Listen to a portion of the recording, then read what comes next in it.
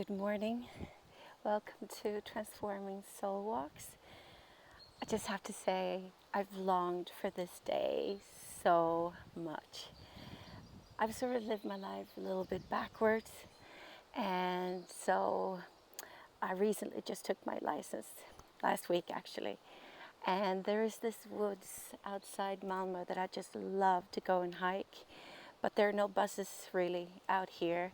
So I've never been able to go here except if someone is driving me or going with me. So this is the first time I'm here all by myself. I drove here myself, and that's something that I've been longing for. That was one of the goals of having a license, that I could take myself to this place. I'm just going to about to start the walk, and I just want to show you a little bit where I start from and what it looks like.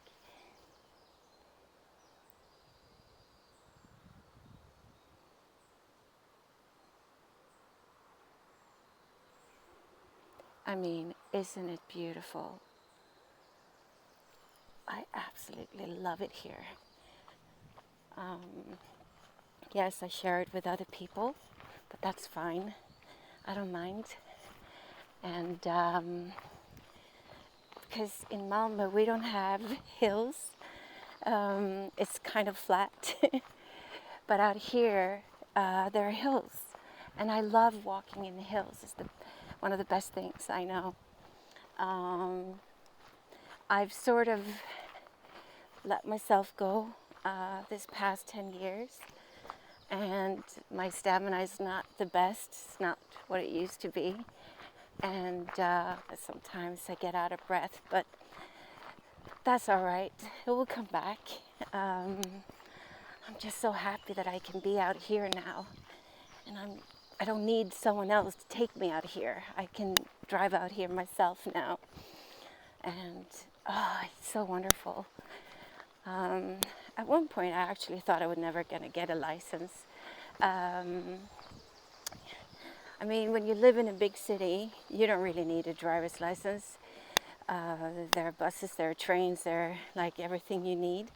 Bicycles, I bike everywhere and walk.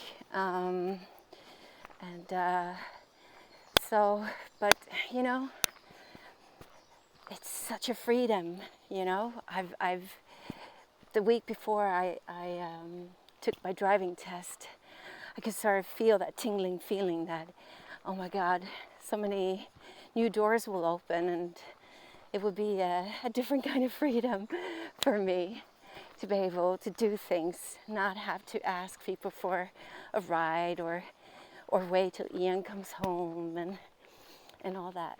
But you know, I can fix things.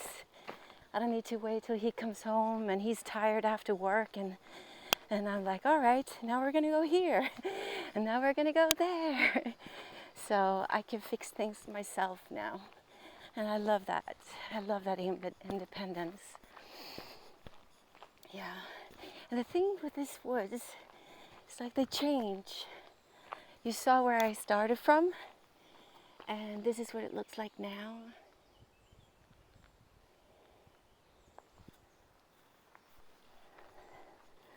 Beautiful. I'm going to show you further ahead. Also a very beautiful spot. All right. Last week I posted I was going to start these Transforming Soul Walks, that program. But, you know, it's the start of the summer and people are going on holidays. So I think, you know, that was typical me. So eager to start, you know. Every time I feel and know what I want to do, or I get excited about something, I just want to do it now. And I just had to restrain myself again and say, no, it's not the time right now. I'll start this in the fall instead. And right now, during the summer, I should just continue doing my soul walks. I know I haven't posted any of the soul walks that I've been creating during the spring, because I didn't know if they were just for me to get out of the house or if I was going to post them.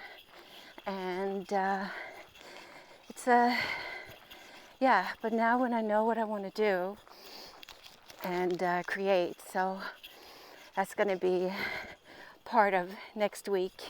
It's midsummer tomorrow, so I'm going up to my daughter and grandkids, and we'll have a sort of a little bit of mini vacation over the weekend. But next week I'm going to start posting the soul walks from this past winter and spring. They're not so many, but and starting from next week, continuing recording new soul walks and post them. I'm also changing my webpage right now, so there's a lot of little things here and there that I need to fix. But I'm so excited. I'm so excited about this new project and this new path. Well, it's not really a new path. I've been on this path all along. I've been doing this all along, but now I have some, like we say here in Sweden, I got some education in my back, you know, and studying psychology, and you know, with that and my experience and all the years that I've worked with people, helped people, finding the path and helping them build their strength and self-esteem and self-worth, and just continuing it in a new setting. And I'm so excited about it. You know, when I walked the Camino the first time, I walked with my daughter and a colleague and her daughter. I had never heard about the Camino de Santiago Compostela and before, and it was just so many things happened to me on that Camino. I remember when I started it, I was so open. I was just to the universe. All right, I've never done this. I don't know what it's going to feel like or what I'm going to experience, but I'm just open to whatever. And I think every Camino walker would agree with me. Once you walked it once, you want to walk it twice and 3 times and 4 times, and you're going to continue walking that Camino on and off, yeah, for the rest of your life probably. So I've only been there 4 times, I think. But the second time with my son, right before he was going to start junior high, as my daughter, she was the same age when I walked with her the first time. And my second daughter, she didn't want to walk the Camino. So, but there was a time in 2010 when everything sort of came to a big halt in my life, where I knew that I had to just change everything. I'll talk about that another day, but I needed to change everything in my life. And so that was one of the parts that when I started my change. No, I'm going to tell it right now, actually. And I probably said this before, told this story before, but it's such an amazing story, so I don't think you'll mind me sharing it again. Here comes the hill. It's going to be a little huff and puff here, but breathe with me. Oh, I got something in my throat, a little buggy. Anyway, 2010, I came to sort of a big, just standing halt. It started at a friend's birthday party in Denmark. I went to Copenhagen, and she holds amazing parties. There was a lot of people. I didn't know anyone there at all, except for her, and I need to stop. I sometimes get scared, insecure in big settings with a lot of people, because I've always thought I wasn't good enough. I always thought I wasn't worthy as a person, and I was insecure. I've always been a bubbling, smiling person and social, but I'm also a little bit of an introvert. I'm sort of both. So big parties I find scary. But I was there anyway, and I met this beautiful woman, and we were talking, and she was like, "So, who are you?" And I started talking about my kids, me being a parent, single mom. I have 3 kids, raised them myself. Yeah, I just started talking about my kids and me as a parent. And she's like, "Yeah, no. That's your role as a parent and that's your kids, but who are you?" And she sort of pointed to my heart. And I just stood there. I was like, yeah, who am I? And I could not answer her. I had lost myself. And I was like, yeah, I don't know. And she kept challenging me because I came with some stupid answers like, yeah, old shit. And she's like, no. And she was continuing, like, challenging me to tell her who I was. And oh, look at this. I'm gonna walk down here, show you guys. Look.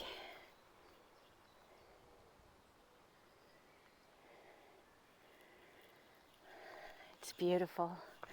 So beautiful here. And I just wanted to cry. And I just felt I need to get out of here. I have to get out of here. And I walked up to my friends. I said, "I'm sorry, I need to go. Thank you so much for inviting me, blah, blah, blah." And I practically ran out of her apartment and to the train station. And I couldn't hold back my tears. I was sitting there on the train back to Malmö, and the tears I was just crying.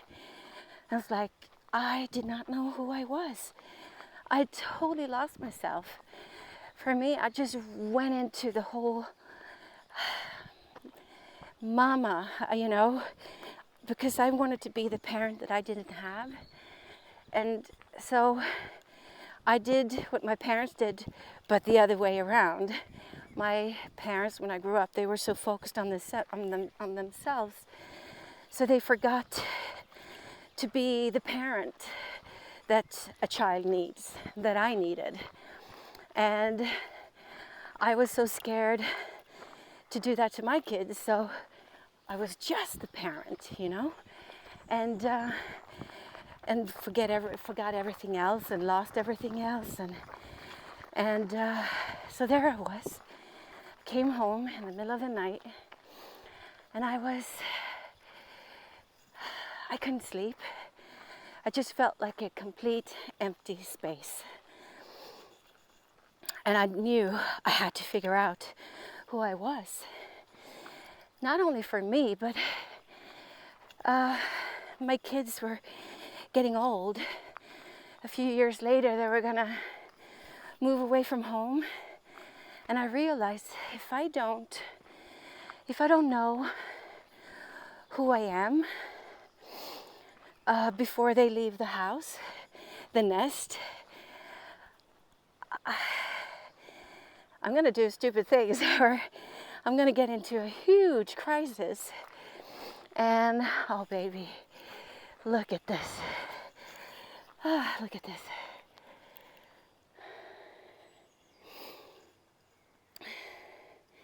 I hope the camera can do it justice. I hope it does, because this is just, I love this spot. Anyway, so the next day, I took a piece of paper and a pen, and I wrote on the top, "Who am I?" And I was just sitting there staring at these blank piece of paper and nothing, absolutely nothing.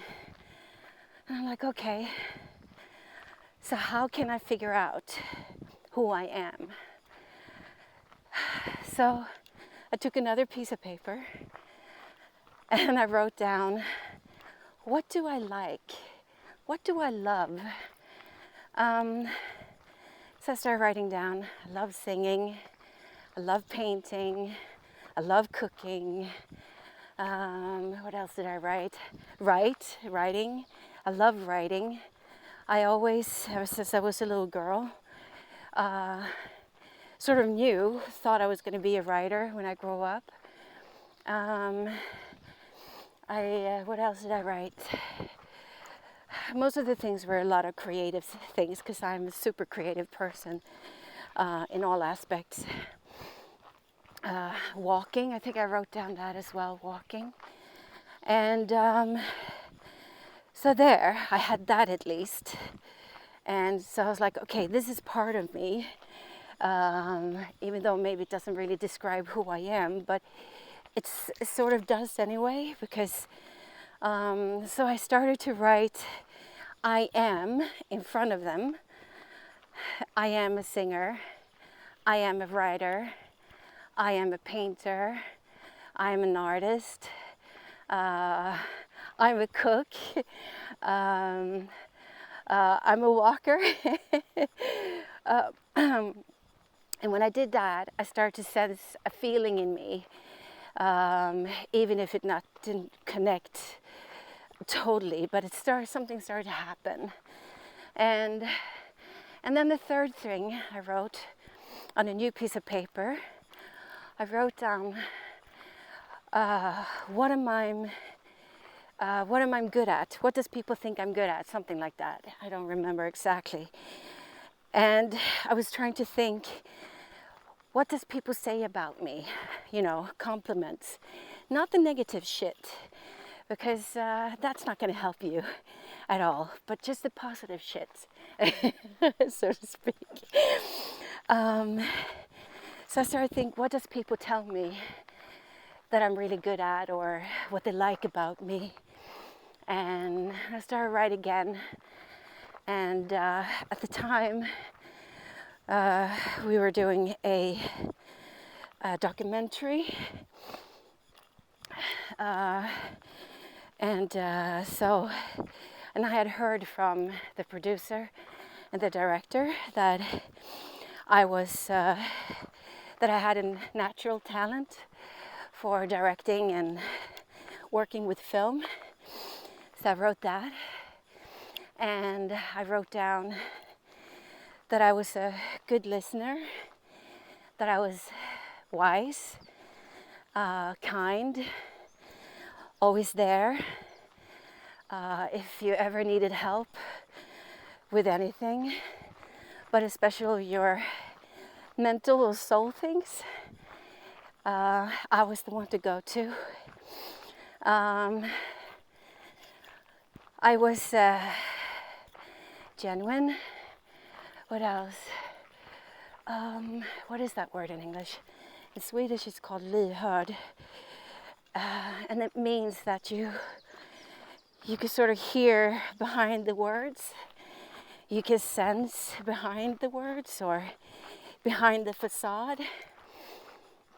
And I've always been good at that, because I sort of realized this last year that I'm an empath. So I wrote these things down. And I felt that I was onto something. There's something, almost like you can sense that huge rock started to move a little bit. The motion started. And so I sort of let everything go. I had Brecky, the kids were off to school. And I don't know why I was home, because I wasn't sick or anything, but I wasn't working that day. But it was on weekdays at 10 o'clock here. Oprah was always on. And I was home that day, and I wanted to watch Oprah.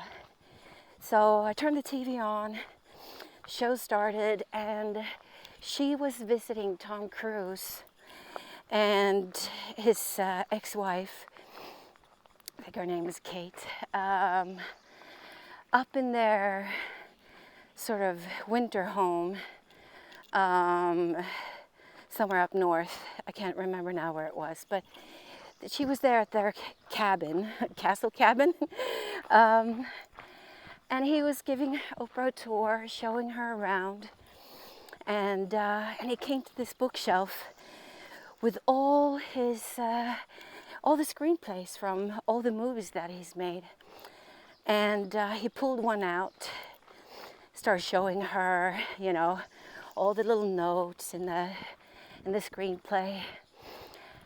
And then he started telling her, I said, because I think she asked, but you love the whole thing about it. It's not just your performance and standing in front of the camera. You love the whole thing about it, being on set. And he started describing, you know, what it felt like, all the people that are working, you know, on a movie production. There are so many people working behind the camera, and most people don't understand what it's about, you know.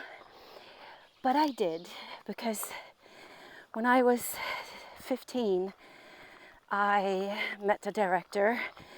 My class went to see he was on a tour with one of his latest movies, and I walked up to him afterwards, because he was making sort of teenage movies, and I walked up to him and I said, listen, you should really make a movie about being a child of divorced parents, because in the 80s, people didn't really talk so much about it. I didn't have many friends that had divorced parents. I need to stop. And so he's like, yeah. Are your parents divorced? I say, yeah. Can I invite you for lunch or dinner or something? I said, yeah. And so I went with him and the two lead actors and had lunch or dinner with them, I don't remember. But we were talking and I was sort of pitching my idea. And long story short, he made a movie based on my story, but not really in the end, but based on what I did. And I got to experience being behind the camera, being on set. And I remember when I did, oh, there's so many mosquitoes. I remember when I did, I freaking loved it. I loved every minute. Before that time, I dreamt of being an actress. But that was the first time I started dreaming about, oh, what would it be like to be behind the camera, being a director, you know? And I fell in love with the whole thing, you know? But at the time, I was 16 by that time, and 17, and I was so immature. I was so traumatized as a kid.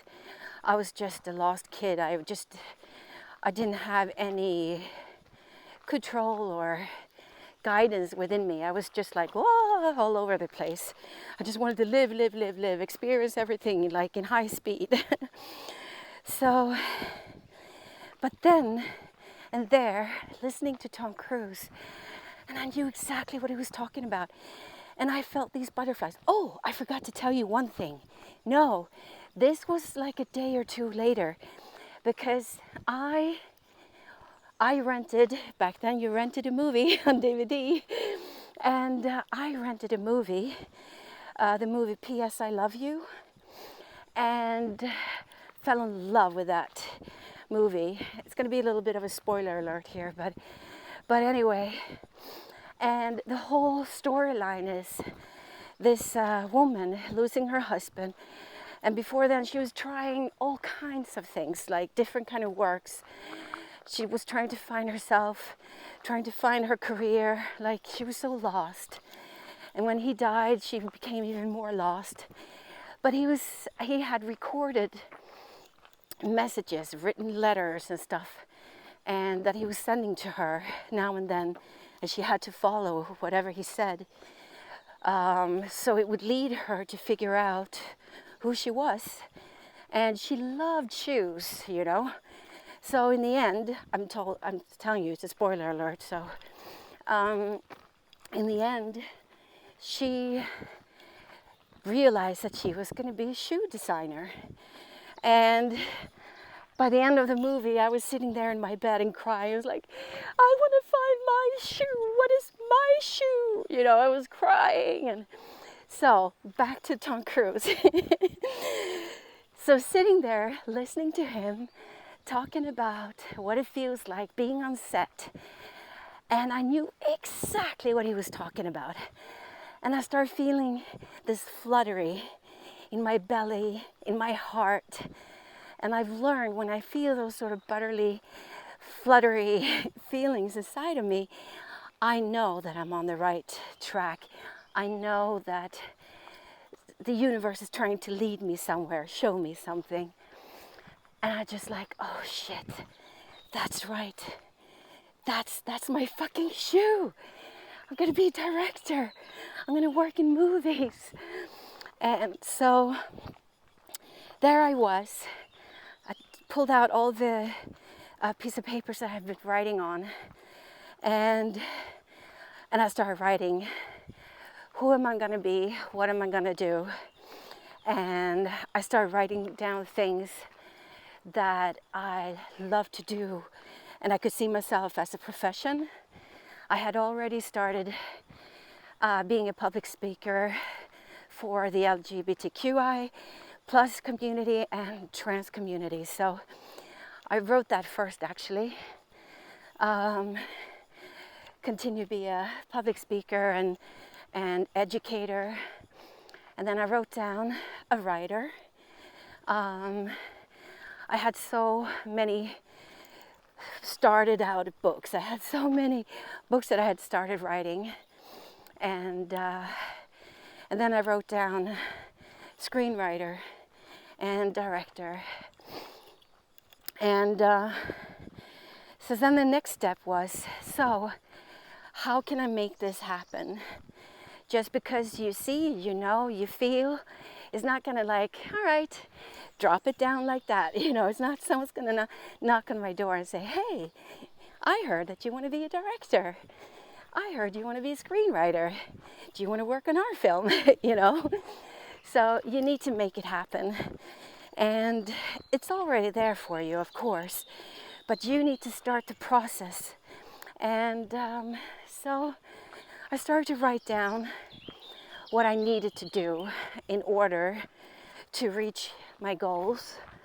And at the time, I knew that I had to go back to school.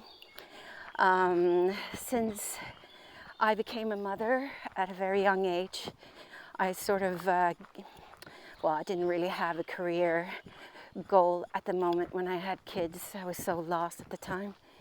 But I'd never went to university, so I knew I had to go to university. So I wrote down, I need to go back to school, and I went online, I checked out, it was right about the time when you apply for university. So I just, I sent in my application to all different kinds of places, and film schools, also drama teacher, coach, school, like all kinds of, and different educations. And I talked to the kids. I said, listen, this year coming up, 2011, guys, I love you, and you will always come first. But next year is going to be my year. All the little extra pennies, which were about almost zero. I was so poor. Through their whole childhood, I was so poor. But every little extra penny is going to go to me. And I need to do this, and I need to do that, because I need to change my life. I need to be happy. I need to have a foundation the day you move out and you leave the nest. And I have the best kids in the whole world. They really understand. They are so intuitive. They're so understanding, and especially they're so loving.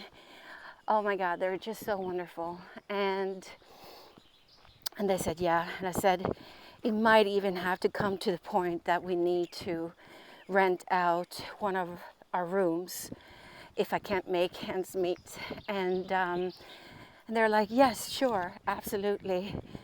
And we did for a short time, but then I got a student loan. I got into the drama teacher, coach, education. And it was funny because I started to talk to people a little bit about what I was doing, what was going on in my life, and what I wanted to do. And at that time, it was all about being a director and a screenwriter. And and everybody's like, ooh, well, that's not a secure way to go. That's not a secure career. And you need something solid to lean on in case you don't, you know? And so that was the whole drama teacher thing, because I thought, well, you know, there are schools where they have theater, and I thought it can also be good for me as a director to have that in my backpack as well. And I also decided that I was going to walk the Camino all by myself, starting in France, and walk the whole 800 kilometers. So I also went down in the whole process of this, trying to figure out who I was and everything. I knew that I had to lean on my connection with the universe. I was going to say the spiritual shit, but it's not shit. It's magic. I, ever since a little girl, have had a very genuine and weird, loving, amazing connection with the universe. That's going to be another talk. But and I knew that I could find strength and something to lean on. So I went to this little store. It's called Seek and Find. And I knew that I had a problem reading self-help books, spiritual books, because it takes forever, because I want to read and then I underline, and so I never get through them. It doesn't matter if it's in English or in Swedish. It doesn't matter. It's just the same. So I knew that the best way for me to learn is to see and hear, and then write it in the meantime. So I went down there and asked if they had any DVDs. And so I bought The Secret. That was really hot around that time. And I bought You Can Heal Your Life with Louise L. Hay, I think her name is. Hay. And that DVD, oh my God, it really did. I watched it almost every day. And every day I heard oh sorry, it was a huge mosquito. Every day I heard something new. I learned something new. So that was a part of me as well. I started to open up again to my connection with the universe. And so I started my path, and I remember I started to do affirmations. Today I know affirmations are only affirmations if you don't turn them into action. You know, you need to do something to start the process. And to explain that the best way is that the day before I went on the Camino the past summer in 2011, I asked the universe for a mantra, a word, something that I could bring along that was going to be with me. And the universe showed me a quote from Paulo Coelho that said, "My angel says, start walking so I can start blessing." And that's exactly what it's all about. In everything. That's what I did when I started the whole process, sitting down on my bed, writing, who am I? That was the first step. And then all the other steps that I did started the process so my angel could start blessing me. And that's what the whole trick about affirmations are as well. You need to not just put it up on your mirror and see it. You need to start reading it to yourself. I am so beautiful. Camilla, you are so beautiful. And then take it to the next step. So, if I'm beautiful, why the hell do I tell myself, you're so fat, you're so ugly, you're worthless? All these negative things that we all tell ourselves every day, 1,000 times over and over. So I need to stop doing that because I'm beautiful. If someone was going to tell your friend or your kid or your mom or anyone around you that you love, or not even love, or maybe you don't even know the person, but if someone was going to walk up to them and say, you're so fucking ugly, what would you do? I would go, hey, what the fuck? No, she, he, whoever is gorgeous, beautiful, loving. So that's the action behind the words. And so I did that with my life. I started the ball and rolling and I went on the Camino and everything changed from that moment. And I'm so proud. I'm so proud of taking the steps. And I'm doing it again. And do you know what, guys?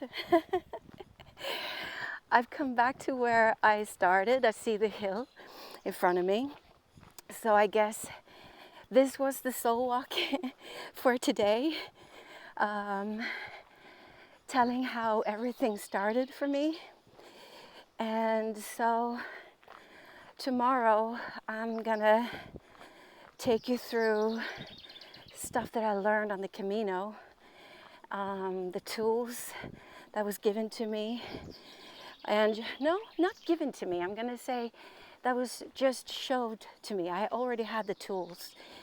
I just needed the veil to sort of be lifted from my eyes. I needed to understand that I had everything that I ever needed or need within me. And so do you. So does everyone. So, guys, I want to wish you an absolutely amazing, wonderful day. I will. The next Soul Talk will be next week because tonight I'm driving up to Sturka to my daughter and my grandkids. I just had a granddaughter and it will be the first time I meet her, little Emma. So looking forward to that. But next week on Monday I'm gonna take you all on a soul walk and a lovely transforming soul talk again. And love you lots, whoever is out there listening. And love yourself. Love yourself first. I love myself. Kisses and hugs. Puss och kram. Bye bye.